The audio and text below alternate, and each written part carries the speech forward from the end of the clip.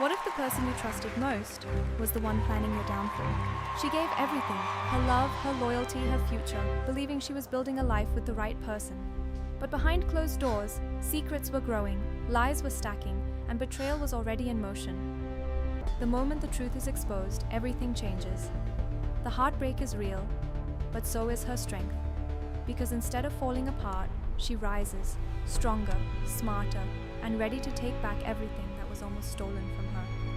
This isn't just a story about betrayal. This confidential information clearly power, shows Mr. awakening, Harrison's and involvement in the unstoppable illicit revenge. transactions. The lesson? Trust your instincts. They see what your heart tries to ignore. Not everyone who stands beside you is on your side. And sometimes, losing someone is exactly how you find yourself again. If this story touched you, don't forget to like, share, and support the channel. Your support is the motivation to bring more powerful stories like this in the future. Thanks for watching. The ballroom was still dark when my husband, Marcus, strode to the podium to accept his Developer of the Year award, shot a charming smile at 500 of New York's real estate elite, and blew a kiss to his pregnant mistress in the front row. His father was sitting right beside me. My 14-year-old son was at our table, and the mayor, who had just praised Marcus in a magazine, was only feet away. I just sat there, my hands cold on my clutch, and one single thought echoed in my mind. I already knew. I knew, and it still felt like a physical blow. He thought this public acknowledgement of his affair would shatter me. He expected I'd weep, make a dignified retreat, and vanish while he seamlessly integrated her into his world. He was mistaken. Because what no one in that grand ballroom knew, not him, not her, not his investors, was that I had a sealed envelope for a reporter from the Wall Street Journal. And before his acceptance speech on building the future on a foundation of trust concluded, the city would learn about every secret he thought was buried in concrete. This is the story of how a silent partner became the public record. Here is a lesson for everyone. Your composure is not your weakness. Your silence is not your surrender. And the moment you decide to write your own story is the moment your true power is unleashed. If you have ever been made to feel like an ornament by the one person who swore to build a life with you, this story is for you. If this account of events makes your skin tingle, if it ignites a spark in your soul, if you feel a deep sense of familiarity, please do one thing for me tonight. Hit that subscribe button. Not for my own validation, but for the next person who needs to find this story when they are feeling alone at 3 in the morning. Every subscription, every like, and every share helps this message reach someone sitting in the dark, wondering if they are the one losing their mind. They are not, and your click might just be the light that proves it. Leave a comment and tell us where you're watching from and what you would have done in that cavernous ballroom. We read every single one. The ballroom was still dark when my husband used his Developer of the Year speech to introduce his pregnant mistress to New York society. 500 people. My father-in-law, my 14-year-old son, the mayor.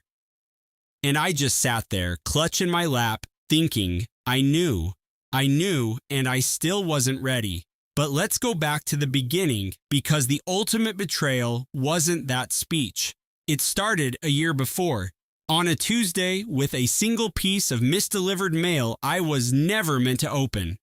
To the outside world, Isabel Thorne lived a life torn from the pages of a luxury magazine. A breathtaking penthouse on the Upper East Side with views sweeping over Central Park. A husband, Marcus, the celebrated titan of a real estate development empire. A 14-year-old son named Leo, who was already a chess prodigy at his prestigious private school, and her own esteemed career as a private art curator, managing collections for the city's wealthiest patrons. It was a life of curated perfection. But from the inside, Isabel had begun to notice a draft. It started with minor inconsistencies, the kind you dismiss because acknowledging them means pulling a loose thread on a priceless tapestry. Marcus claiming he was at a late-night site inspection downtown, but his easy pass statement showing a toll crossing to Brooklyn at midnight. Marcus coming home smelling not of sawdust and city grime, but of a particular obscure perfume she didn't own. Marcus's personal investment portfolios suddenly being moved from their shared financial advisor to a private banking firm she had never heard of. She told herself she was being paranoid. She told herself that 15 years of marriage had earned him the benefit of the doubt. She reasoned that commitment was a choice you renewed every day, not just a feeling, and Marcus was simply under immense strain with a new skyscraper project. Then, Leo said something that shattered her carefully constructed denial. They were having dinner, just the two of them, on a Friday. Marcus was supposedly in a last-minute zoning board hearing.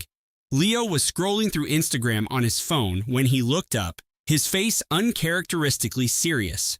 He asked, "Mom, why was Dad's vintage Porsche in the background of this food blogger story? She was reviewing that new place in Dumbo." Isabel managed a casual laugh, saying he was probably scouting the location for a new restaurant tenant. But long after Leo went to his room, Isabel stood in her sleek marble kitchen, gripping the countertop until her knuckles turned white. The water from the faucet ran and ran. She didn't shed a tear. She didn't phone a confidant. She just stood there thinking, since when did I start lying to my own child? On the first Thursday of every month, the Thorns commanded a prime table at a historic Manhattan steakhouse, where Marcus's father, Arthur Thorn, a real estate legend in his own right, presided over the family. Arthur was a formidable man of quiet power who spoke often of legacy and market dominance. Marcus's mother, Eleanor, was ever present at his side, a masterclass in social strategy and icy elegance. After the business talk, there was the performance of networking and polite smiles, and Marcus would play the part of the devoted family man to perfection. He would slide his arm around Isabel's waist for a photo, kiss her temple, and murmur something like, "This woman is the blueprint for my entire life." And Isabel would smile, because that was her role in this elaborate production. Smile, applaud, remain silent, and project absolute pride. Let me tell you something about the corrosion of a partnership. The breaking point isn't when the fighting starts. It's when you realize you're no longer having actual conversations. It's when your husband's touch feels less like affection and more like he's adjusting your pose for a better photograph. Pay attention to that feeling, not because you should be suspicious, but because you deserve to be genuinely seen by the person who promised to build a life with you. Isabel's closest friend was a woman named Claire, a forensic accountant as sharp and unsparing as Isabel was graceful and reserved. Claire was the kind of friend who would meet for lunch, take one look at Isabel's exhausted eyes and say, "All right, drop the act. The serene society wife veneer is starting to crack." They would both share a tight laugh, but the observation would land like a stone in Isabel's stomach, its truth resonating for hours. It was Claire who uncovered the first piece of indisputable evidence. Isabel had asked her to help establish a charitable trust, a task that required a thorough audit of their joint finances. While sifting through a file of Marcus's corporate documents, which he had provided to show complete transparency, Claire flagged a recurring quarterly payment of $50,000 to a high-risk insurance firm. It was labeled simply Key Person Policy. As an accountant, Claire had her associate pull the details on the policy. It was taken out on a Miss Tessa Riley. Claire sat in her glass-walled office overlooking Midtown and stared at the digital paper trail for a full 10 minutes. Then she made a secure, encrypted copy of the files, erased the search from the system logs, and spent the next 3 days feeling like she was holding a live wire. She tried to create an innocent explanation. Maybe it was for a crucial new architect. Maybe it was a rising star in his acquisitions department. Maybe Tessa Riley was a designer working on a secret hotel project, but her gut told her otherwise. It's a type of instinct that successful people cultivate, a deep-seated certainty when the numbers don't support the narrative. On a Tuesday evening, over drinks at a quiet hotel bar, Claire passed her tablet across the table. Isabel studied the chart illustrating the premium payments. Her face went pale, but her hands were perfectly still. She placed the tablet down, took a slow sip of her Sauvignon Blanc, and said, It's probably for a new hire he's invested a lot in and hasn't told me about yet. Claire leaned in, her voice intense but quiet.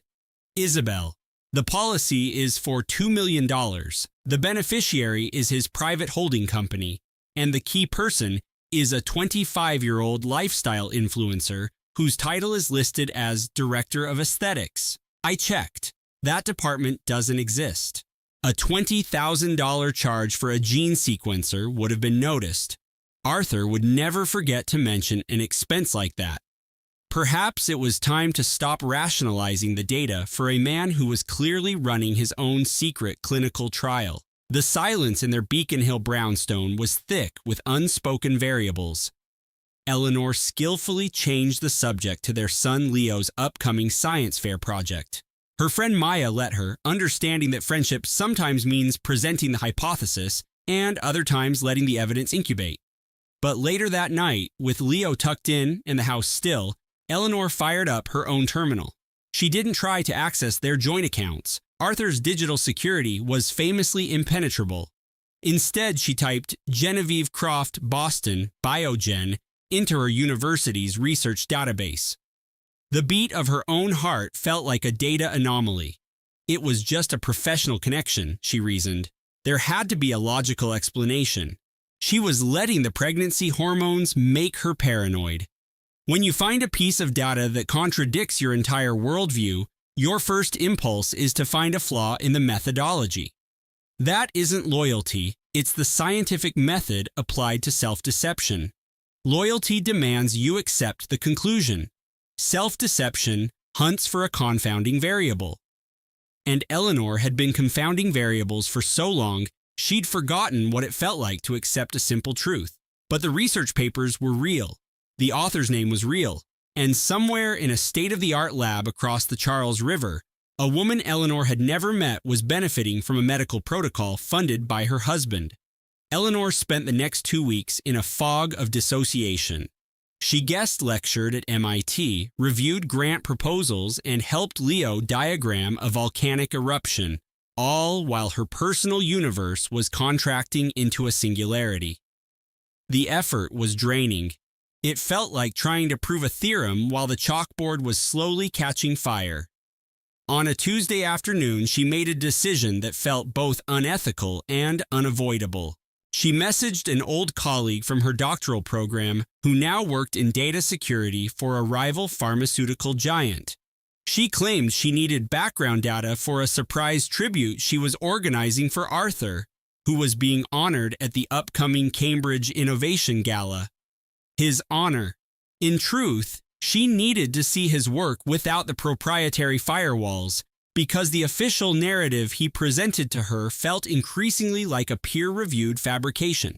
Arthur was the lauded founder of Biogen Dynamics, a firm whose therapies were changing the face of modern medicine.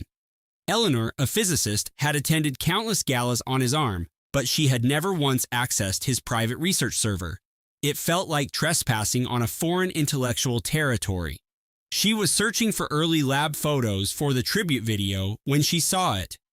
A memo from his encrypted research channel, clearly not meant for anyone but his inner circle, was saved in a mislabeled folder. GC. Phase 2 fetal trials commencing. It was followed by a series of biometric data streams from a private medical suite in Brookline.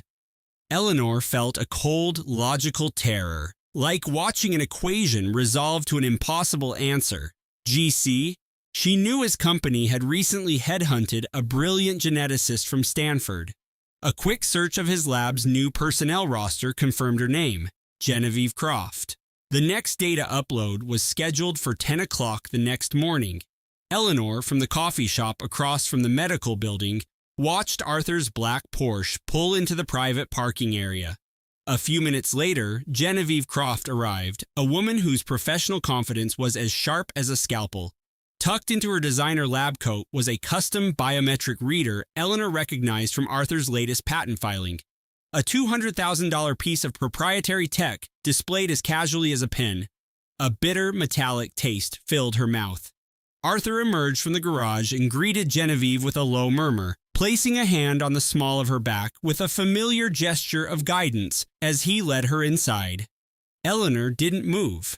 She just watched, the physicist in her analyzing the forces and vectors, while the wife inside her felt the bonds of her own reality snap. She pulled out the latest 3D ultrasound image of her own child, which she kept in her briefcase, and stared at the tiny, perfect form as the carefully constructed world she had built collapsed in the quiet of her car.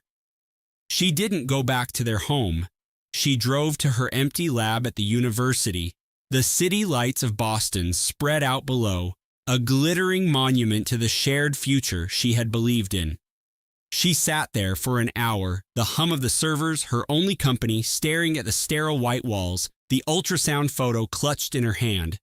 Finally, she called her brother, David. "I tracked his research," she said, her voice hollow. "There's another woman." A long silence hummed over the connection. "Ellie, are you certain? It could be a confidential trial subject. You're pregnant and under a lot of stress." "She's pregnant, David, and he was using his tech on her like she's his primary project." The calm tone vanished from David's voice, replaced by something sharp and protective.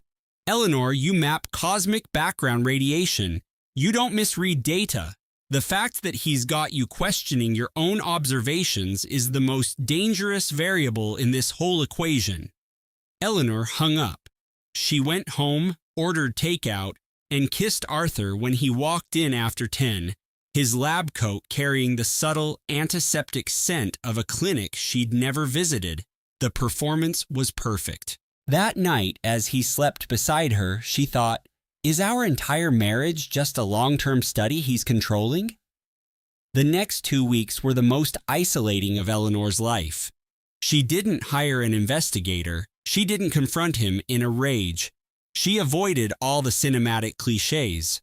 In reality, betrayal was a quiet intellectual corrosion.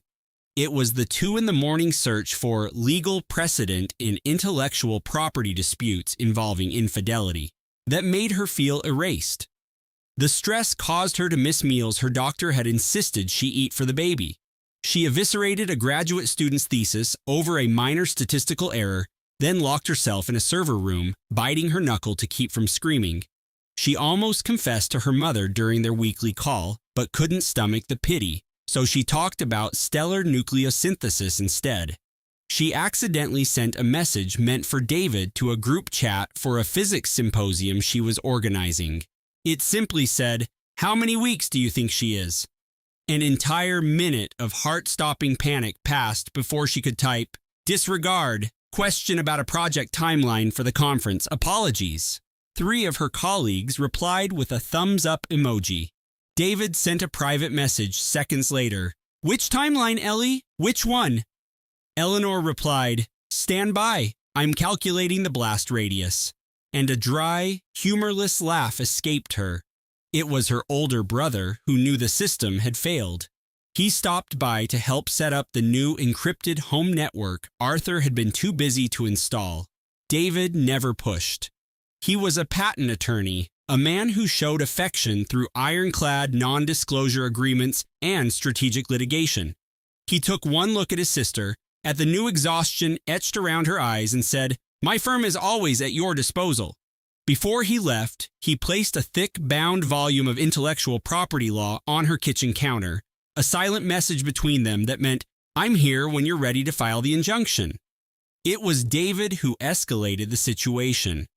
He knew a woman named Maria Flores, a discreet forensic accountant who specialized in high-stakes intellectual property and marital asset division. David arranged the meeting, telling Eleanor he was taking her to lunch to discuss the patent potential of her latest research. When they arrived and Maria was already at a table with a stack of files and 3 laptops, Eleanor gave her brother a knowing look. "This isn't about my research." "No," David said. "It's about securing it. Sit down." Liam slid his tablet across the polished marble of Eleanor's kitchen island. On the screen was a property record. "Listen," he said, his voice low and serious. "Maybe he has a good reason for a secret LLC, but good reasons rarely involve a 2-bedroom condo in the Gold Coast that you've never heard of. Eleanor stared at the address, a knot tightening in her stomach. I don't want to be the kind of wife who spies on her husband. Liam tapped the screen, pulling up a financial statement. You're a gallerist, Elle, he said gently. You appraise value and authenticity for a living. All you're doing is verifying your most important asset. Exactly, Sophia added from the doorway, holding 2 glasses of water. I'm not here to fan the flames of your anxiety. I'm here to give you facts. There's a world of difference. Eleanor looked at her brother, whose expression was grim and protective. Okay, she whispered. Find out everything. Liam nodded, his fingers already flying across the screen. You'll have it by morning. He paused.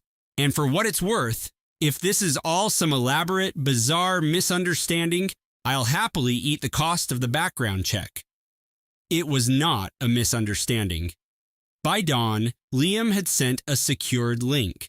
It was a digital schematic of a betrayal.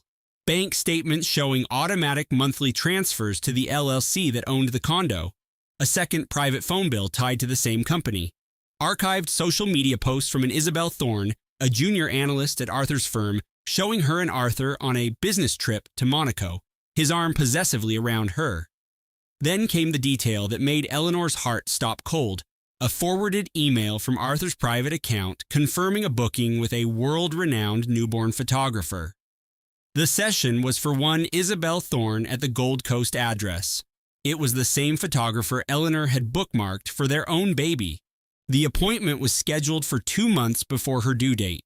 She checked the date of the Monaco trip from 6 months ago, the one Arthur said was too high stakes for her to join him so early in her pregnancy. The timeline was brutally clear. Isabel was 8 weeks further along than she was. He wasn't just diversifying his portfolio, he was diversifying his family. She stood, sent a single encrypted confirmed message to Liam, and walked to her car.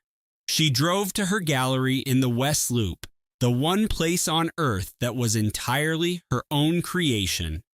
It was well after midnight, and she pulled into her reserved spot in the silent garage, the Chicago skyline glittering around her. She sat there in the driver's seat, the place she'd occupied every day for 5 years, and she let out a scream. It was a raw, soundless howl that ripped through her soul, a violent shattering of the life she had so carefully curated. Then her composure returned, frigid and sharp. She dialed Sophia's number. "I need you," she said, her voice like cracking ice. "I'm on my way," Sophia answered instantly. No questions. She just came. The weeks between that night and the Founders' Charity Ball passed in a haze of laser-focused calm. She attended auctions, she approved installations, she sent Liam single-word updates. She would confront Arthur at the gala. She would be flawless. She would present her evidence, demand an equitable split, and shield her child from the wreckage. She had a plan. The plan was her armor against the glittering chaos of Chicago's financial elite. The plan was a complete fantasy.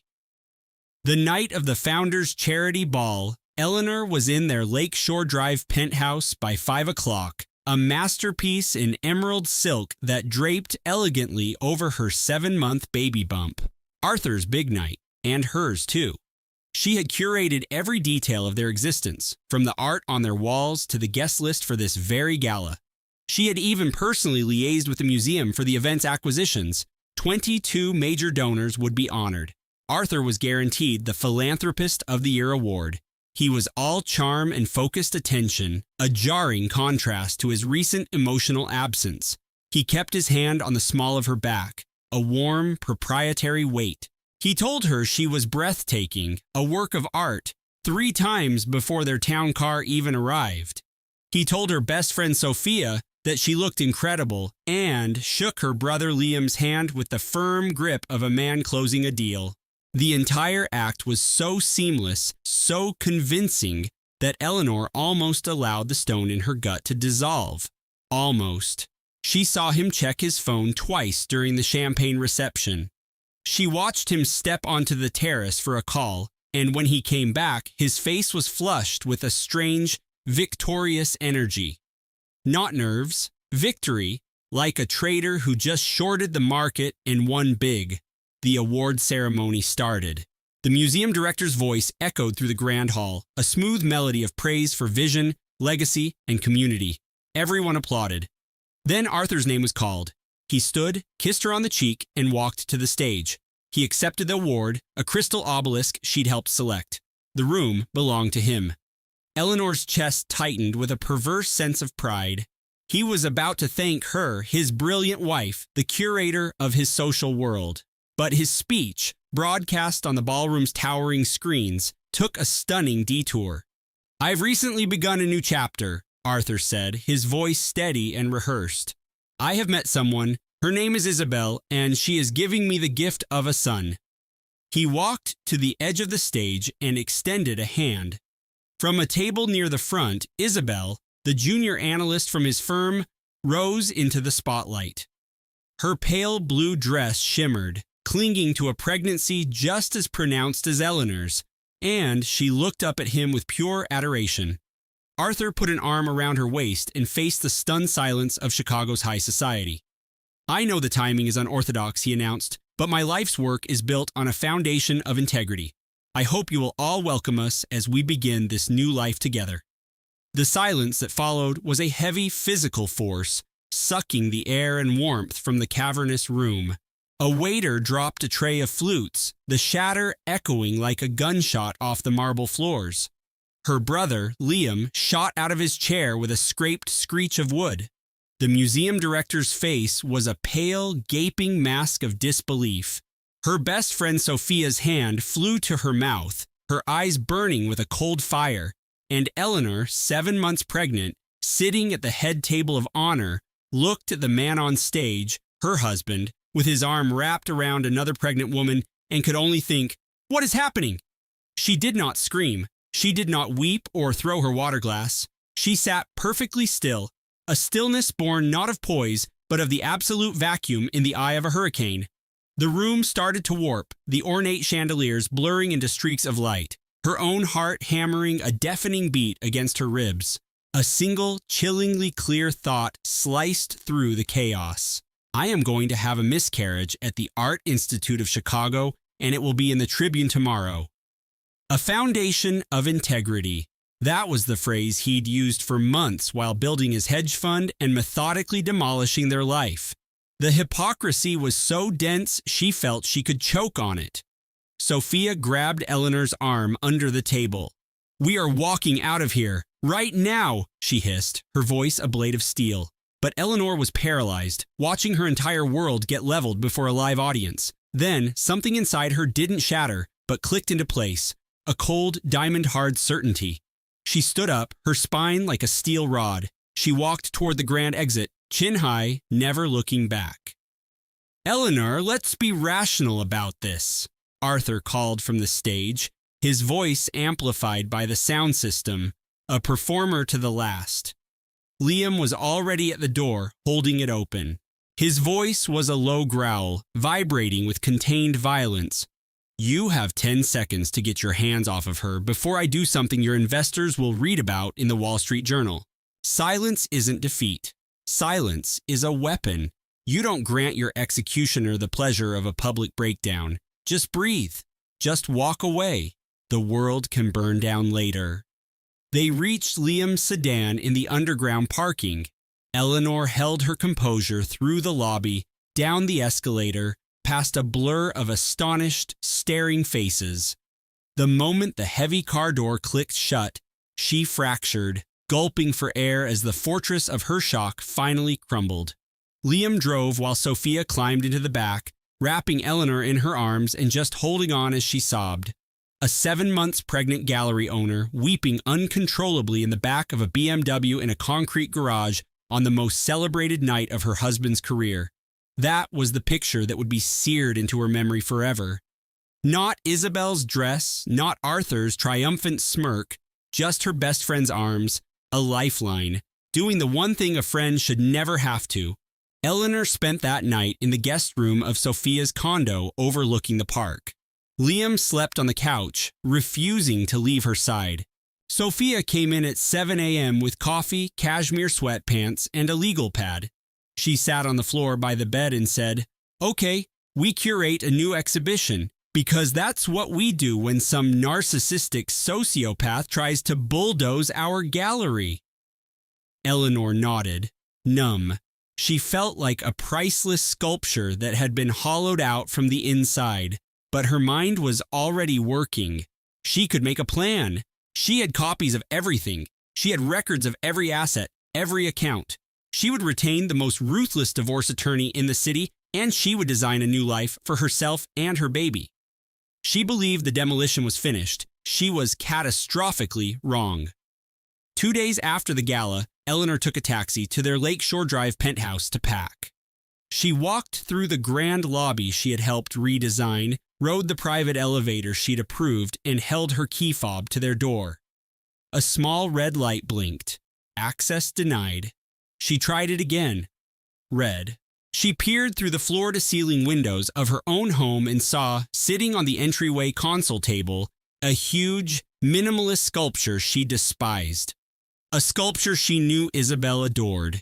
He had already changed the security codes. Julian had already moved his pregnant junior analyst into their waterfront condo. When Amelia called, he answered on the second ring, his tone as crisp and impersonal as if he were terminating a vendor contract. "Amelia, my counsel advised that securing the primary residence was paramount. You vacated the property. The building's access logs confirm your absence." "Vacated the property?" "You scheduled our unborn child's nursery designer on the same day as your girlfriend's ultrasound, Julian. It was on our shared calendar. I think it's for the best if all further correspondence is handled by our attorneys." The line went dead. Amelia stood in the lobby of her own building, gazing up at the home where she had chosen the paint colors for their son's room, where his 3D ultrasound photos were stuck to the smart fridge, where every scientific journal, every piece of art, every memory was hers. Her entire world was in that apartment, and he had just changed the locks. If you are ever pushed out of your home during a conflict, even for a single evening, document it immediately.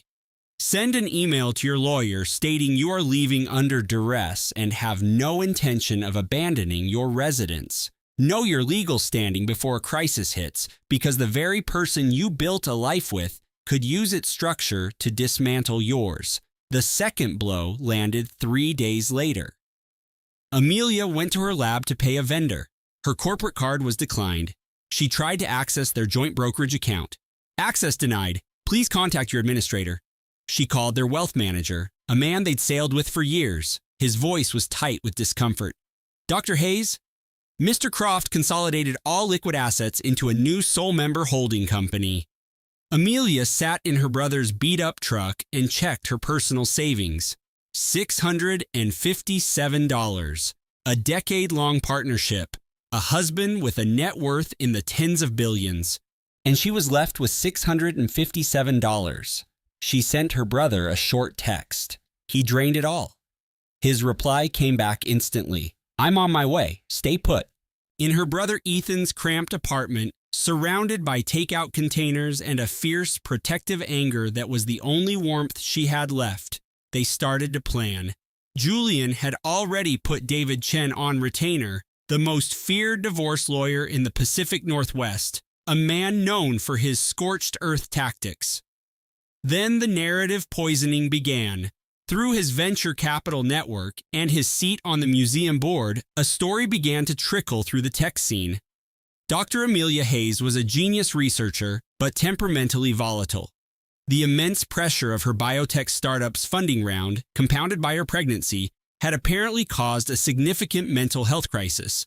Julian was portrayed as the long-suffering husband, desperately trying to support her through a difficult episode. A well-known tech gossip site ran a blind item about the private struggles of visionary founders, never mentioning Amelia by name, but the industry knew. The final humiliation was delivered by Ethan. He walked in after a 24-hour shift at the fire station, dropped his gear bag by the door, and put $3,000 in cash on the coffee table. "It's what I've got saved," he said, his voice thick with exhaustion. Amelia shook her head, a fresh wave of tears blurring her vision. "Ethan, I can't take your money." "It's not a loan," he said, his calloused hand covering hers. "This is family. You take it." He didn't have to explain. Everyone in their hyper-connected world knew precisely who the article was about. A woman who ran a prominent venture capital fund stopped Amelia in a coffee shop a few days later. "People are worried, Amelia," she said, her voice a careful performance of concern. "I'm not listening to the gossip, of course, but you need to know what the chatter is." The formal attack was served on a gray, drizzly Thursday. Julian had filed a petition seeking sole custody of their unborn son, citing Amelia's increasingly erratic behavior and profound emotional instability. After all, she was living in her brother's spare room in a walk-up apartment. The legal documents painted her as a woman teetering on the edge, while a stable, concerned father was fighting to save his child. Amelia finally cracked that night. It wasn't a loud, theatrical collapse. She broke the way most people do, silently, completely, alone in the dark. Amelia stood on the small balcony of her brother's apartment, 19 floors above the frantic lights of downtown Seattle. It was 3 a.m. Below, the city thrummed with an energy that felt like it belonged to another planet. A thought, cold and sharp, cut through the haze of her grief. What if Julian was right? What if she was the one who was fundamentally damaged? Maybe their son was better off with a father who could give him everything, not a mother sleeping on a borrowed air mattress. The idea was a twisted kind of comfort, a quiet lie she almost surrendered to. And then she felt it. A deliberate, insistent nudge from inside. A tiny heel pressed against her ribs, a little life asserting its presence. She slid the door open and went back inside. Her son, full of promise and tomorrow, was already with her, already depending on her. Amelia sat in the darkness, the city lights striping the floor, and she made a choice. It wasn't a dramatic, movie-style declaration. It was a quiet, weary vow made by a woman who had nothing left to lose except the future she was carrying. She was going to fight. Catherine Bennett's law practice occupied the penthouse of a new glass tower that pierced the Seattle skyline. The plaque on the door just said Bennett Law, and the air inside was thick with the scent of espresso and righteous indignation. On Catherine's desk, a titanium water bottle was laser-etched with the phrase, "Disrupt everything." Behind her, a framed quote from a famous hacker read, "The best revenge is a root-level exploit." Catherine, known to everyone as Cat, was in her late 40s, a compact 5'3" powerhouse with a severe black bob and glasses that magnified the intensity of her focus. She vibrated with the energy of someone powered by pure caffeine and a deep-seated need to win. She had built her legendary career representing the spouses of tech moguls. Amelia sat across from her, a laptop open to the evidence she had managed to download from their family cloud server. The screenshots showed the hidden calendar, the appointments labeled Babycroft, with a junior analyst named Sophia, the fertility clinic visits, the reservation for a luxury birthing suite. Kat scrolled through the files, her expression shifting from professional detachment to a cold, predatory focus. When she was done, she closed the laptop, leaned forward, and fixed Amelia with an unwavering stare. "Honey," she said, her voice smooth and sharp as surgical steel, "we are not going to ask for a settlement. We are going to stage a hostile takeover of his entire narrative." For the first time in a month, Amelia felt the faintest hint of a smile. Kat was a Category 5 hurricane in a designer suit. In less than a week, Kat filed an emergency motion demanding temporary spousal support, Amelia's exclusive use of their waterfront condo, and an immediate legal freeze on every one of Julian's personal and corporate accounts. The filing included the damning calendar screenshots, wire transfers to Sophia, and a sworn declaration from Amelia detailing the cold digital discovery of the affair. The judge granted every request on a rain-soaked Seattle morning. Amelia used her old key to get into her home for the first time since that night. Sophia's expensive handbag was gone from the console table. Julian's things were in disarray, but the condo felt sterile and hollow, the massive windows reflecting a life that no longer felt like hers. Amelia walked directly to the nursery. The worn copy of Goodnight Moon, the one she read to her belly every night, was sitting on the rocking chair right where she had left it. She picked it up, feeling its familiar comfort in her hands, and just stood there, breathing in the smell of fresh paint and her hopes for her son, the scent of everything she was now fighting to protect. The momentum was shifting. She had a lawyer. She had documentation. She had a strategy. For the first time in what felt like a lifetime, Amelia felt a flicker of an emotion she thought had been permanently snuffed out: hope. That was when the counterstrike landed. Julian's lawyer, David Chen, filed a response that hit with the force of a cyber attack. The accusation was stunning in its malevolence. Amelia Hayes, he claimed, was guilty of corporate espionage and was engaged in an illicit affair with Marcus Thorne, the data forensics expert she had hired to recover the files Julian had tried to delete.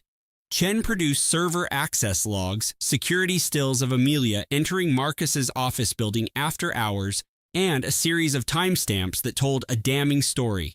The evidence was authentic, but the narrative was a complete fabrication.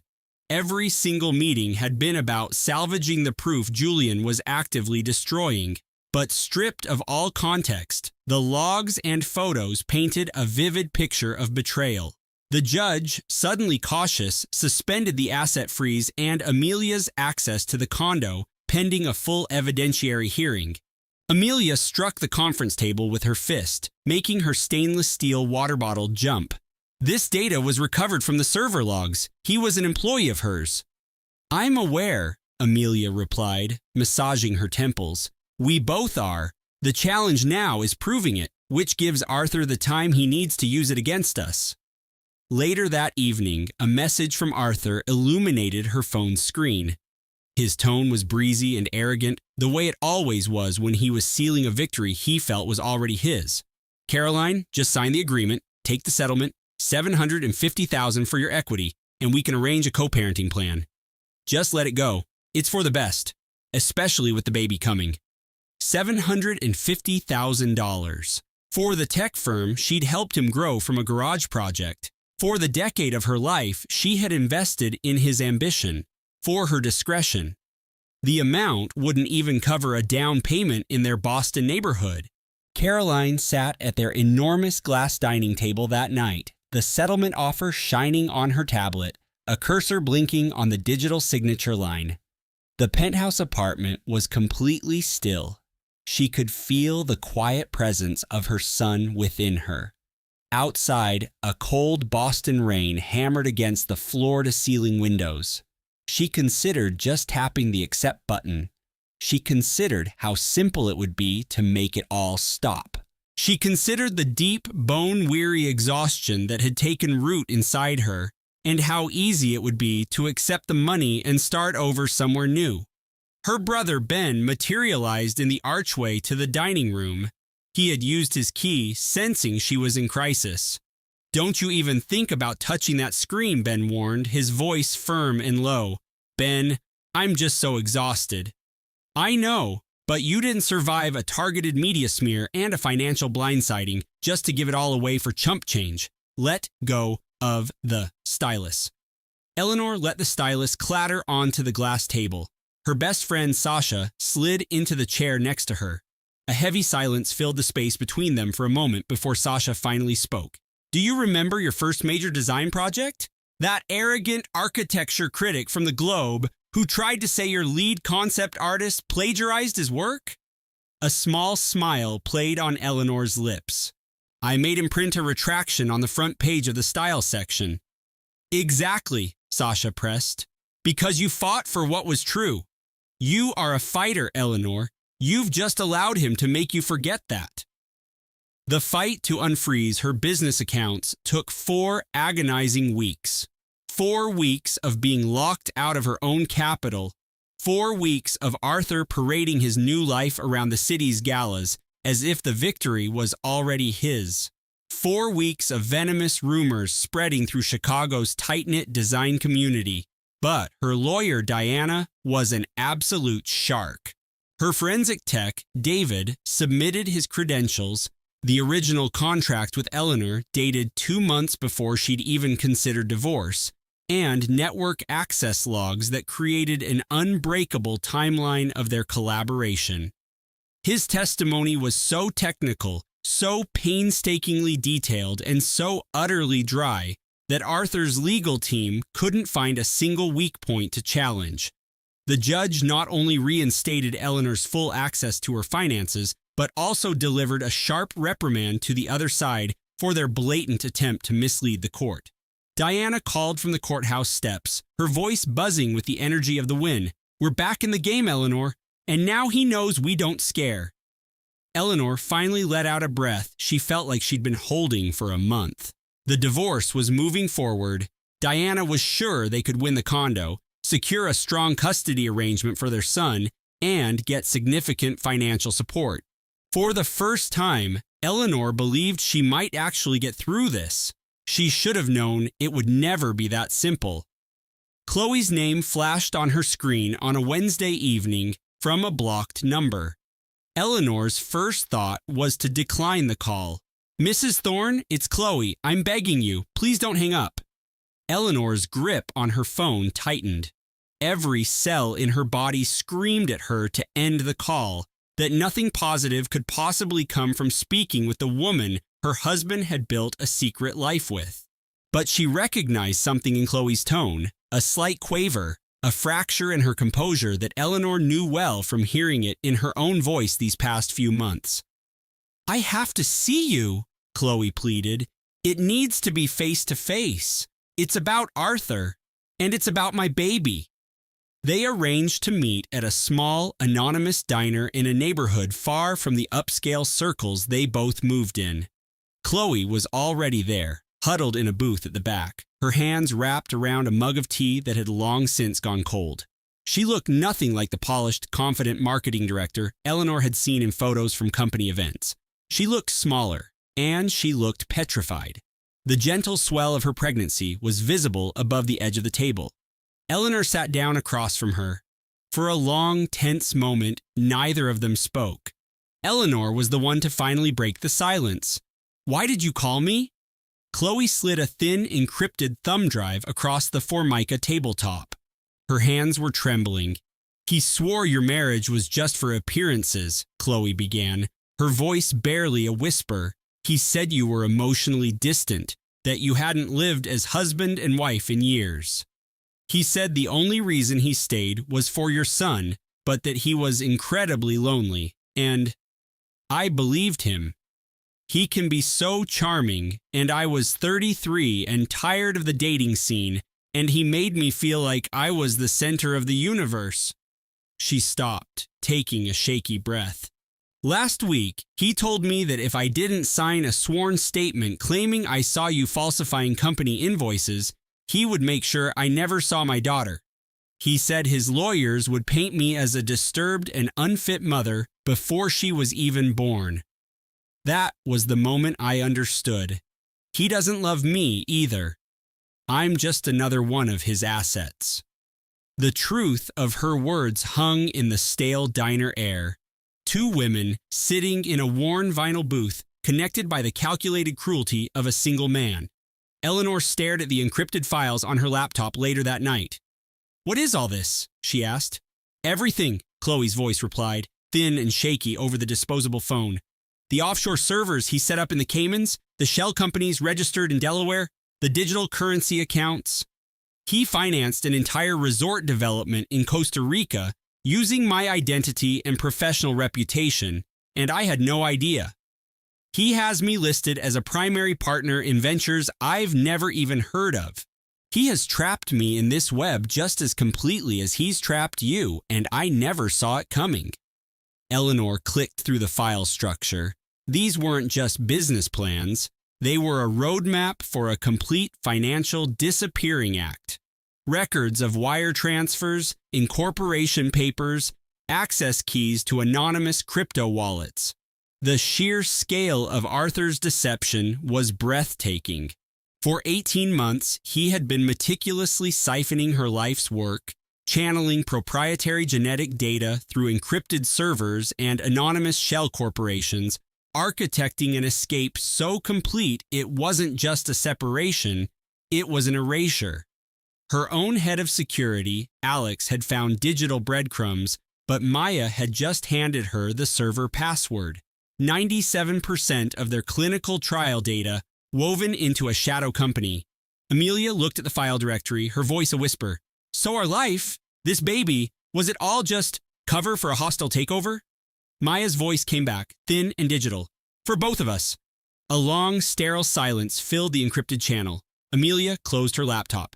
She pictured Maya, the brilliant lead scientist Ethan had championed, and no longer saw the rival she'd imagined, but another professional caught in the same man's calculated deception. It seemed the most crucial alliance can be found in the one place you're taught to despise. The other woman is not always the enemy. Sometimes she's just the first one to be used. You don't have to become friends. You don't have to offer forgiveness. But when someone offers you the weaponized truth, you take it. Thank you, Amelia said, the two most difficult words she'd ever uttered. They agreed to nothing more. There was no shared moment of solidarity. But in that single data transfer, linked only by secure protocols and a shared betrayal, two women manipulated by the same man forged a silent pact. He would not succeed.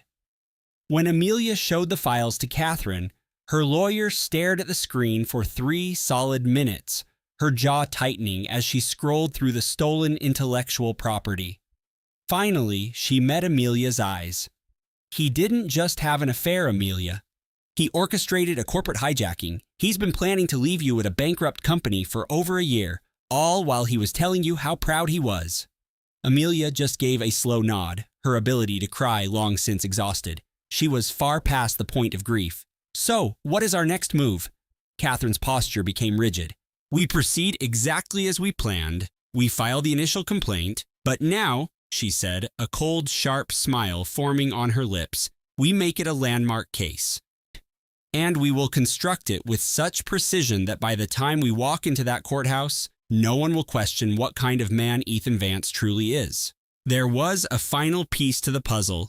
On a gut feeling, Catherine had Alex investigate the Vance family's business history, searching for a similar pattern.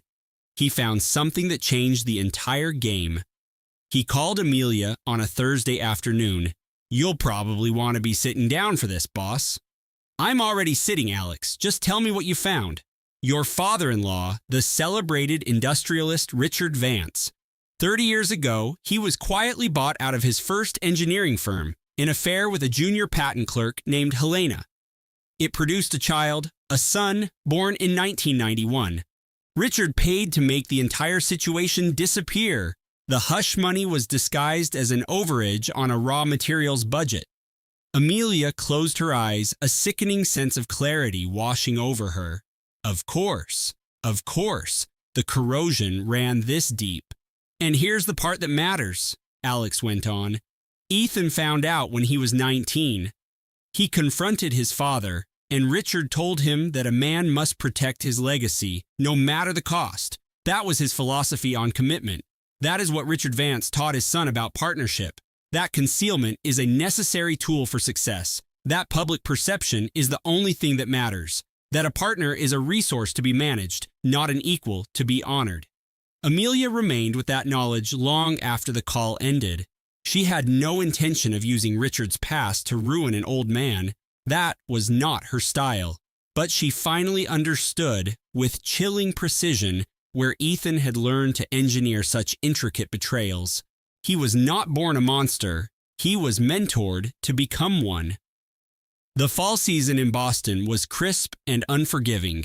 The air had a sharp bite. The light threw long, cold shadows over the Charles River, and the city hummed with academic and corporate ambition. The annual Biotech Innovation Summit was about to begin, and the city was putting on its yearly display of intellectual and financial power, the same way Ethan had performed his role as a husband, with flawless technique and a hollow core.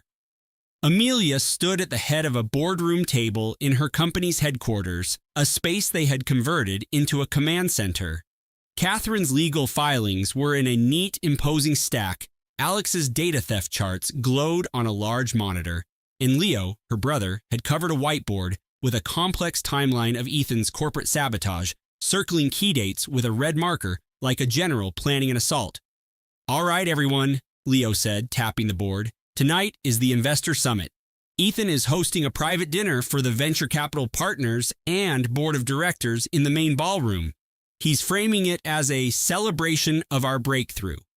Her father, a retired systems analyst, stood by the door, his arms crossed. "And for some reason I cannot fathom, Amelia is still planning to attend." Amelia looked up from the legal document she was signing. "He sent the invitation as a joint announcement to the entire board. If I am a no-show, he gets to control the story that I am emotionally compromised and erratic." Catherine, patched in on a video call, nodded firmly. "She is 100% correct. And honestly, this provides the ideal stage. Ethan is overconfident. He believes the initial motions have put Amelia on the back foot. He has no idea Maya has flipped. He has no idea we have copies of the stolen data from his private server. He will not anticipate this." Leo's face was a mask of concern. "So the strategy is to detonate a bomb at your own launch party? This is the most important night of your career." Amelia shook her head. "The key members of the press are already en route, Leo. I made sure of it. They believe they are coming for an exclusive preview of our Phase 3 results. What they are going to get," she said with a pause, "is a much more significant story." It was a perfectly designed corporate counteroffensive. The Grand Hotel ballroom felt almost ordinary for a second. Almost. Ilara sent a text on her phone. "Alex, are we confirmed?" Alex's response came back instantly and clearly. The server logs showing the data transfers, triple verified. Maya's sworn video affidavit, digitally signed and timestamped. The original research files from the wiped drives fully recovered. And the medical confirmation. The medical confirmation. Ilara had been trying to ignore it. After Maya's terrified confession, Alex had arranged for a private investigator to discreetly verify a few things. The results had arrived in her inbox that morning. Ethan Vance, the celebrated biotech mogul and proud expectant father, was not going to be a father at all. The man who had publicly destroyed his marriage for this new chapter, this proof of his enduring legacy, had built it on a complete fiction. Maya had never even been pregnant. Ilara had stared at the report for 5 minutes before the words registered. Then she had set her phone down and let out a single harsh laugh. It was not a sound of joy, but the kind of jagged, broken sound that happens when the overwhelming, soul-crushing absurdity of your situation becomes too much to hold in. "He demolished a $5 billion company for a ghost," she had messaged Alex. "And now," Alex had written back, "we are about to present him with the bill." Ilara passed the following 2 days in a state of hyper-focused calm, preparing. She practiced her speech until her voice was a cool, dispassionate tool. She committed the file names, server locations, and transfer dates to memory. Her brother Leo came by to do a final tech rehearsal. "I will be patched into the venue's broadcast system from the control booth," he explained, showing her a small thumb drive. "The second you give me the signal, the main presentation feed will switch to ours." Ilara nodded. "And that reporter from Stat News, Peter Jennings," Leo continued, "he has been looking into your company's financing for months. He believes he is attending tonight for a quiet meal and some off-the-record background. It is just a fortunate coincidence that his assigned seat is right at the front." A faint, humorless smile touched Ilara's lips. "You have a talent for fortunate coincidences, Leo. Kid, I am the best there is." Her father, a retired programmer, entered the room holding a compact encrypted radio. "I will be monitoring their security chatter from the van across the street. You do not need to be here, Dad," Ilara said. Her father offered her the same calm, steady gaze he had since she was a little girl, since she was 10 and he was 42, and she had gotten separated from him at a science museum, and he had found her without a single flicker of panic in his expression. He said simply, "Yes, I do." On the night of the Investor Summit, Ilara stood in front of the floor-to-ceiling window of her hotel room, gazing out at the city lights. She was wearing a tailored, professional maternity suit in a deep charcoal gray. No accessories. Her expression was a mask of placid control.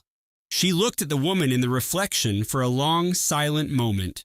The woman who had discovered an unauthorized data transfer late one night was gone. That woman had been shattered and betrayed. This woman was weary and had lost a reality she would have done anything to not have to comprehend. But she wasn't afraid. She lifted her tablet. The screen displayed 3 folders: ledgers, coercion, paternity.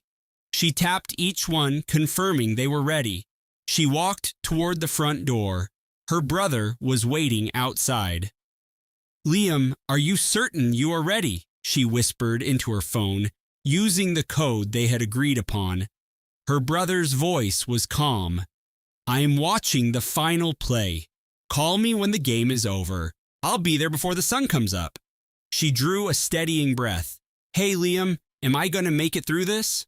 Olivia could almost picture him on the other side of the line, this brilliant 20-year-old who had given up his summer internship, spending endless nights in a climate-controlled server room helping her uncover the truth. "Yeah, Olivia," he said quietly, "you're going to be phenomenal."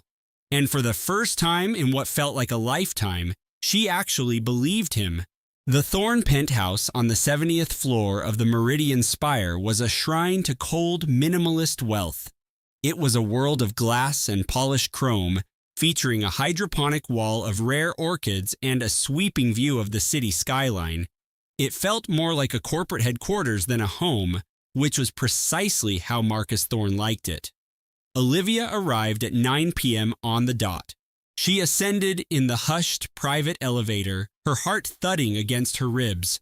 She pulled out her phone, glanced at the single encrypted file, and then walked into the lion's den. Ethan Thorn answered the door, a picture of effortless power in a charcoal gray tuxedo, looking relaxed, self-assured, and utterly in command. He flashed a smile that belonged on a billboard, as if she were a valued donor and not the woman whose professional life and self-worth he had systematically torn down. "Isabella," he said, his voice smooth as silk. "Welcome. I'm so glad you could be here." She walked past him into the grand ballroom of the Art Institute. The air smelled of lilies and money. The city's elite were already mingling. William Thorn, Ethan's imposing father and the company patriarch, 2 bankers from a Swiss firm, the chief counsel for Thorn Properties, and Sophie standing near a sculpture, her hand resting on the curve of her pregnant belly. Her expression was placid, a carefully constructed mask of tranquility. Isabella's eyes met Sophie's for a split second. A tiny, almost imperceptible nod was exchanged between them.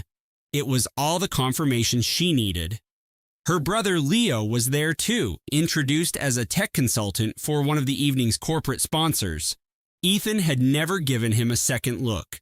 Hubris was his greatest vulnerability.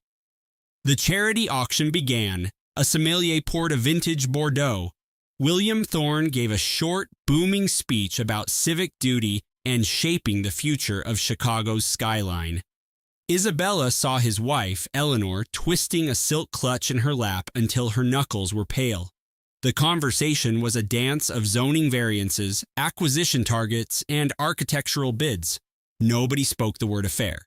Nobody mentioned the divorce papers that had been filed. The scandal in the room was wearing a $50,000 watch, and everyone was busy admiring the view.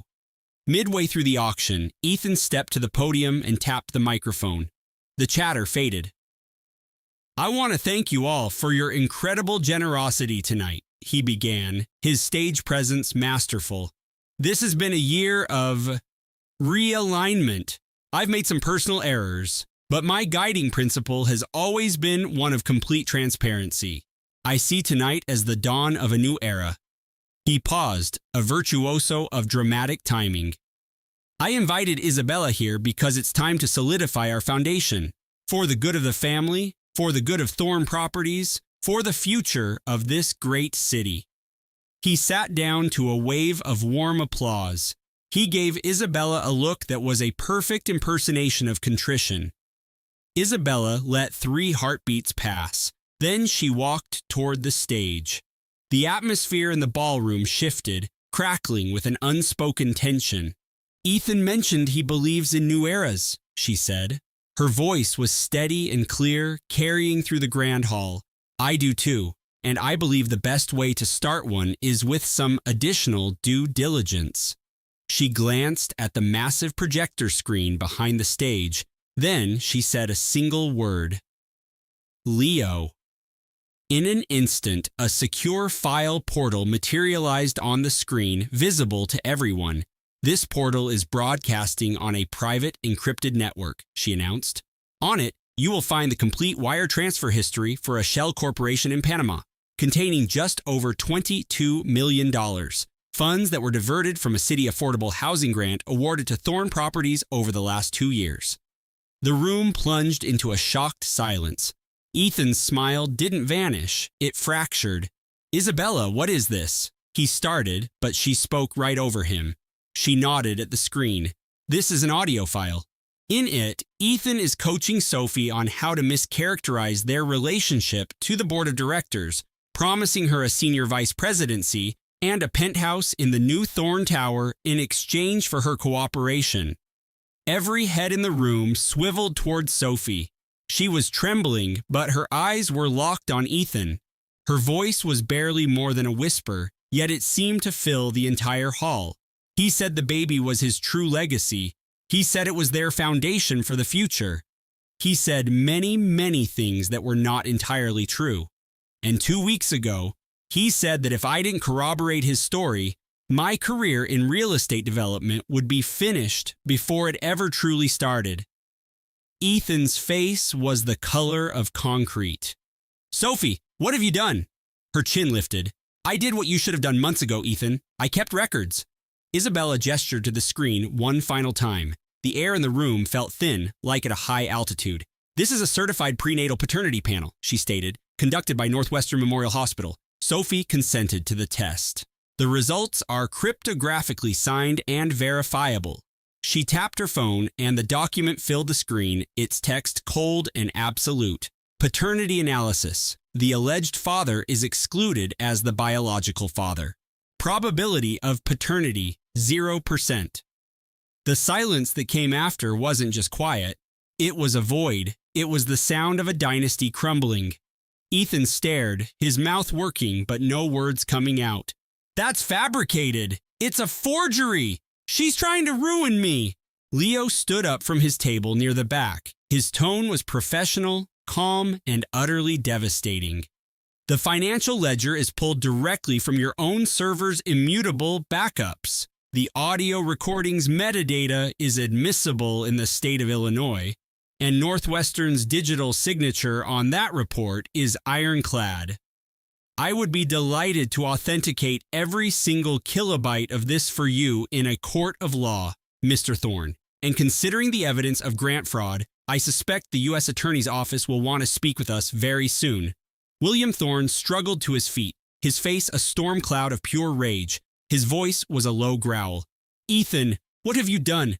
Cornered and shattered, Ethan turned on his father, his voice seething with decades of bitterness.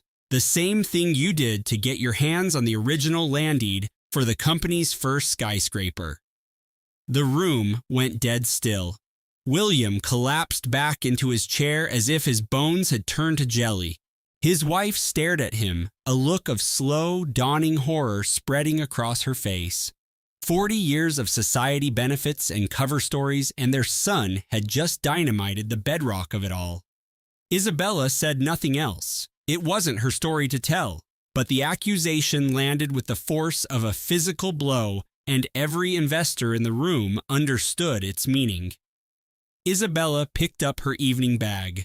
She looked at Ethan one final time. "I didn't come here for your money," she said, her voice completely even. "I came here because you spent 10 years making me feel like one of your properties. I just needed to stand in this room with everyone you value and remind you that I was the architect of my own life all along." She walked to the exit, leaving the wreckage in her wake. Her brother, the tech expert who had been quietly observing, rose and stood at her side. As they reached the grand entrance, Isabella looked back. She glanced at him, then at the assembled high society guests, then at the untouched trays of champagne, and said, "For what it's worth, the Historical Preservation Initiative was always my vision. You never had that kind of foresight." Isabella stepped out onto the terrace into the brisk Chicago night. A cool wind was sweeping in from Lake Michigan. Along the magnificent mile, the city lights twinkled, a view she had always adored.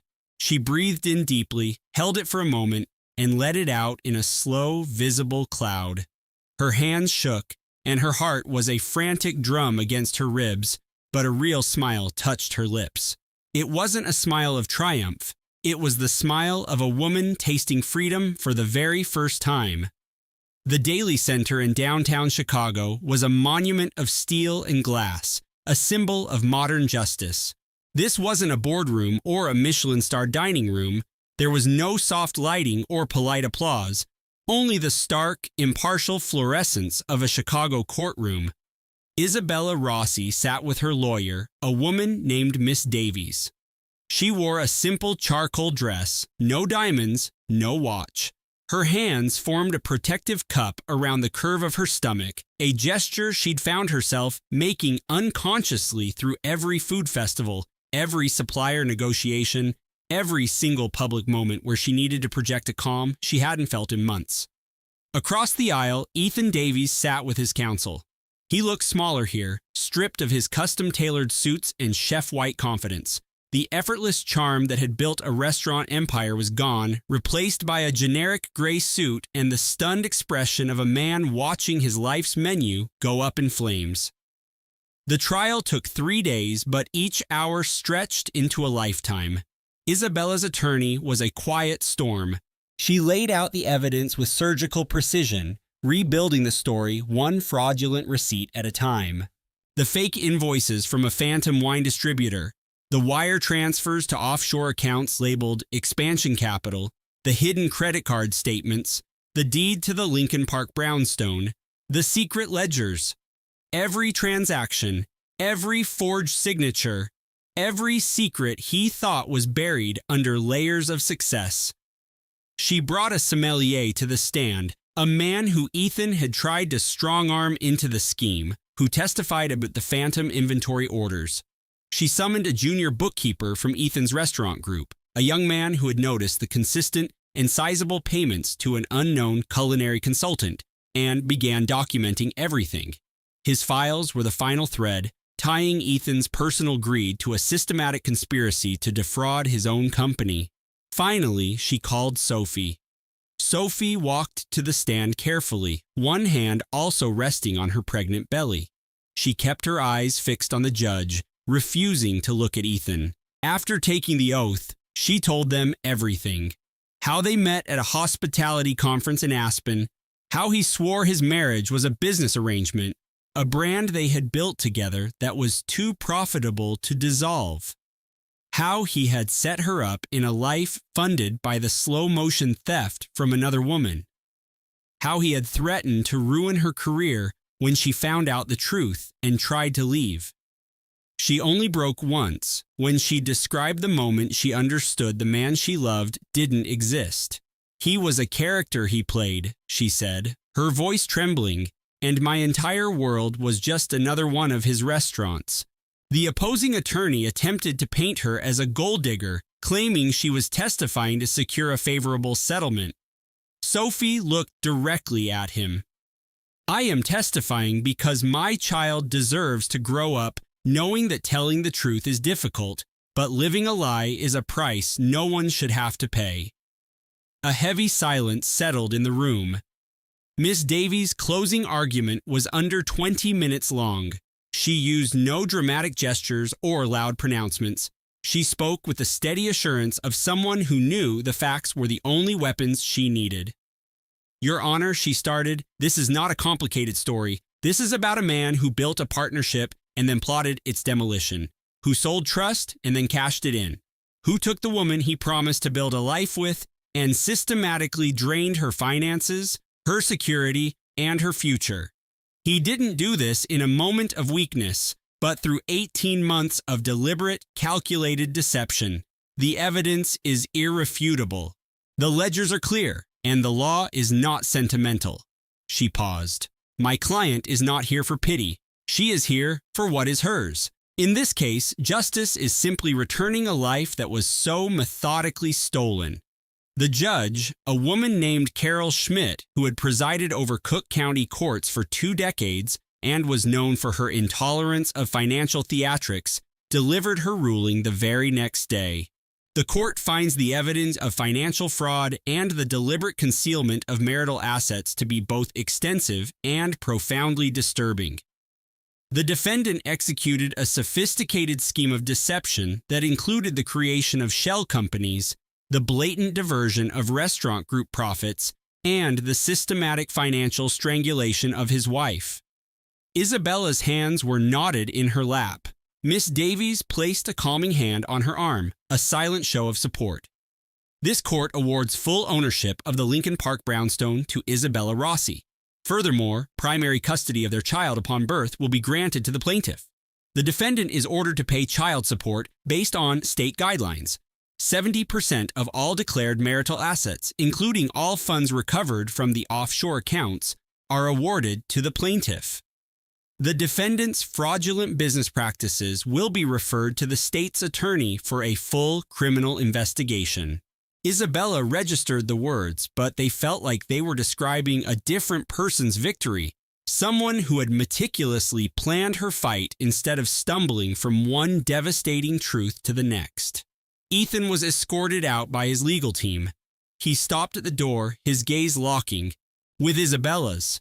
His expression wasn't rage or bitterness, it was utter ruin, the face of a man seeing his own reflection for the very first time and despising the stranger looking back.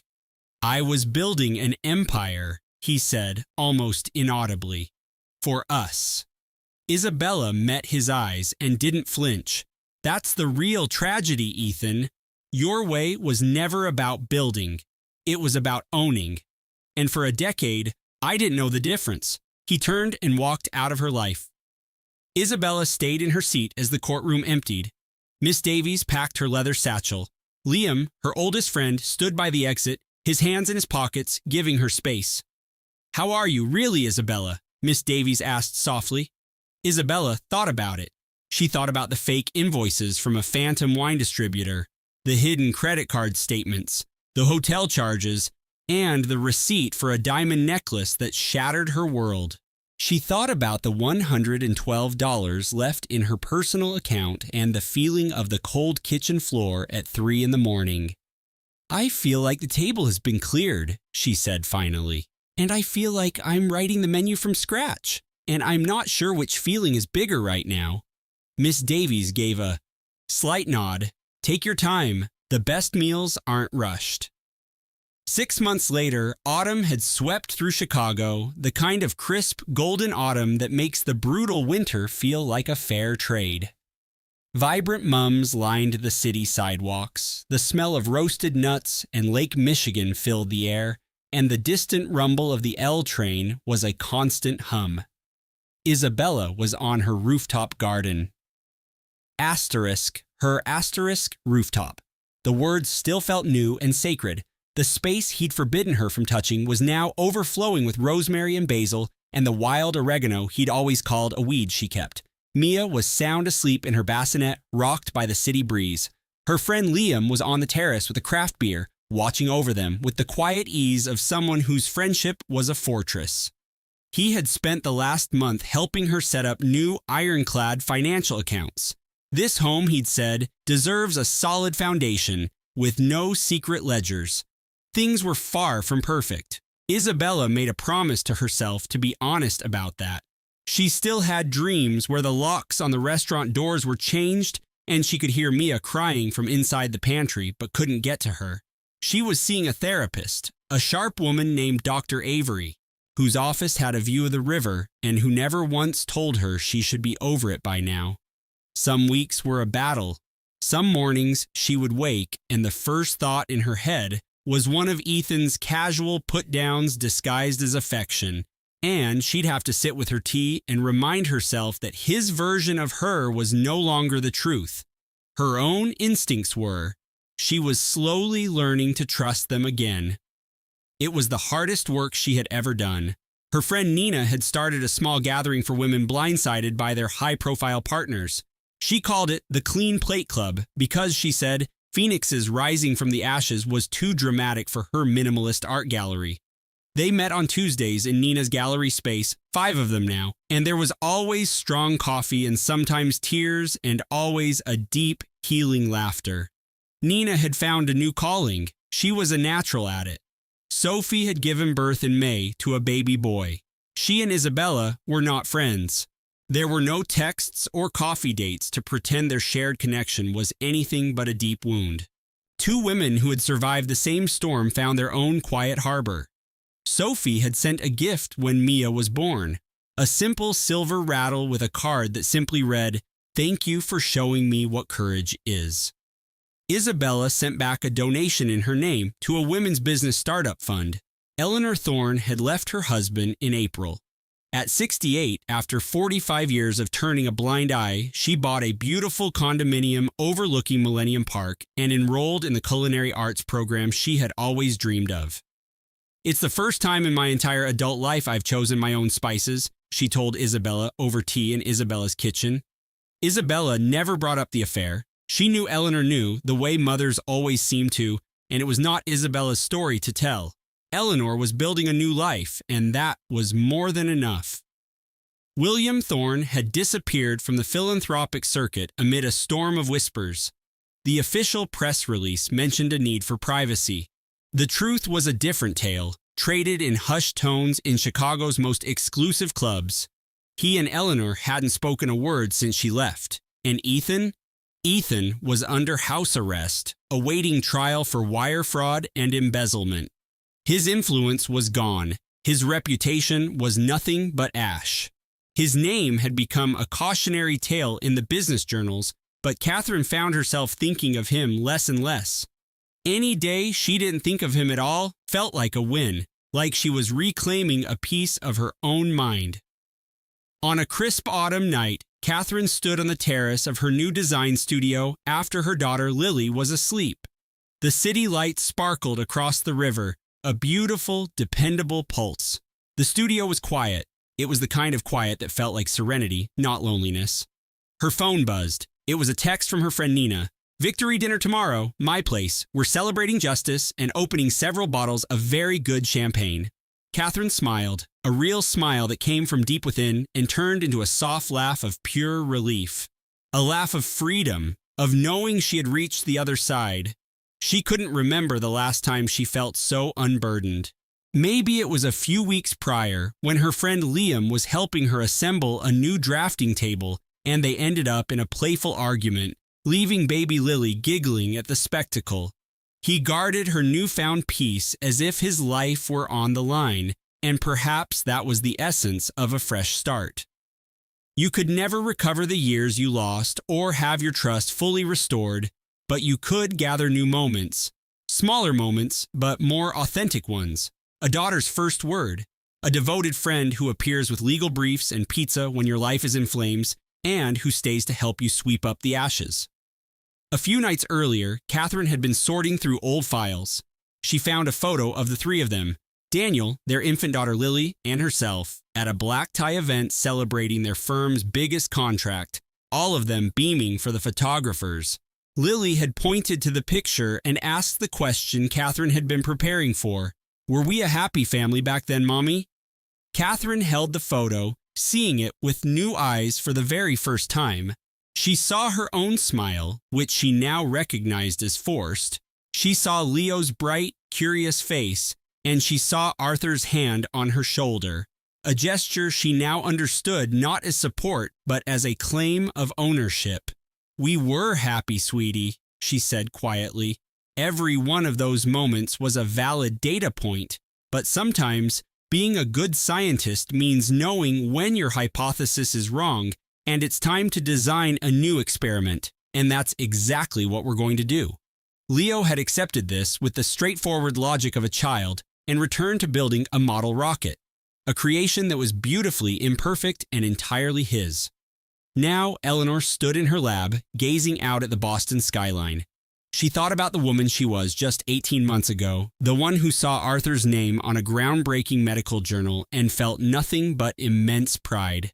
She thought about the woman who, days later, followed a nagging inconsistency in the data and discovered a series of private clinical trials that made no sense, a discovery that led to an encrypted server and payments to a private fertility clinic. She thought of the woman who felt the world fracture in a medical supply store after seeing that clinic's lead geneticist wearing a prototype of Arthur's newest biosensor. She wished she could go back and speak to that woman, not to warn her the pain was a necessary part of the process. She wanted to tell her that the most devastating discovery of her life would not invalidate her life's work, that the frantic quiet she once confused with tranquility would finally give way to a profound sense of peace, that her unborn son would be extraordinary, that she would be extraordinary, that the nagging inconsistency she'd spotted in their finances, a thread she pulled for months, would unravel a lie and ultimately buy her freedom. If you're listening to this and any aspect of Amelia's experience feels familiar, if you've ever been manipulated into doubting your own mind by the very person who swore to protect you, I need you to hear this. You are not losing your mind. Your intuition is your greatest ally, and you are not walking this path alone. The journey doesn't start with walking away. It starts with believing you are worthy of more. Because you are, you always have been. Amelia rested her laptop on the cool glass of her high-rise balcony. She was 7 months pregnant with her new life, and as she hugged her knees to her chest, she watched the sunset bleed across Chicago, igniting a constellation of city lights that felt like they belonged only to her. Tomorrow, she had a design pitch for a new lakefront property, her son Leo's soccer practice at 10, and a routine ultrasound in the afternoon. Tomorrow was beautifully, wonderfully normal, and she now understood that normal was the most magnificent thing in the world after you fought your way back to it. She rose, stretched her back, and stepped inside, sliding the bolt across her front door. It was her front door now. She tiptoed past Leo's room, smiling at the sound of his soft, even breathing. He was safe. He was home. She then slipped into her own bed, and for the first time in what felt like an eternity, sleep was not an escape, but a welcome comfort, bringing dreams that were entirely her own. This narrative was painstakingly researched, crafted, and produced by our creative team to tell a resonant story with genuine emotional depth. Each character, every location, and every single word was chosen with a singular goal: to offer strength, validation, and hope to anyone who has ever had the reality denied. We appreciate you watching, we appreciate you listening, and we appreciate you being part of a movement that understands our stories have the power to change our world.